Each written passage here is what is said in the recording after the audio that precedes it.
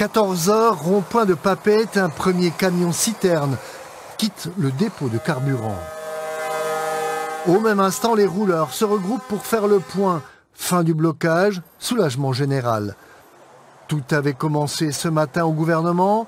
10 h, le syndicat des rouleurs et du BTP sort de 2 heures de réunion avec le secrétaire général adjoint et le directeur de cabinet de la présidence. Rien n'est acté, mais les négociations ont enfin commencé.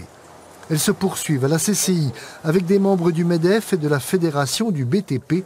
3 heures d'entretien. C'est la fin du conflit. On est à la veille des fêtes et c'était primordial qu'on puisse trouver des accords pour sortir de cette situation. Donc c'est chose faite, donc les stations-service vont être libérées. On est tous très soulagés, et nous, Fédération du BTP, et eux, syndicats professionnels des rouleurs du BTP.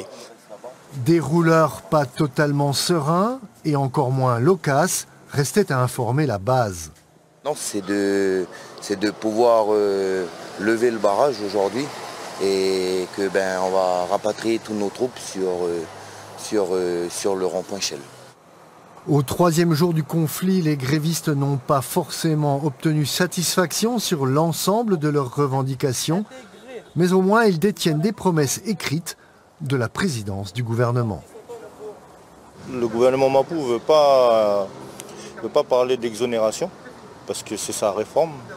Et pour que tout le monde soit sur le même pied d'égalité, il ne veut pas nous parler d'exonération, mais il va nous aider sur les prix des pièces détachées des pneus. Satisfait, oui, mais on va suivre la chose de près parce que, en fin de compte, on n'est pas arrivé au bout encore. Du côté des pétroliers, on assurait pouvoir ravitailler l'ensemble des stations-service de Nouméa dans l'après-midi. Et ils annonçaient un retour à la normale sur l'ensemble du territoire d'ici demain. À Ducos, les tout premiers usagers se sont précipités pour faire le plein. La levée des blocages venait à peine d'être annoncée.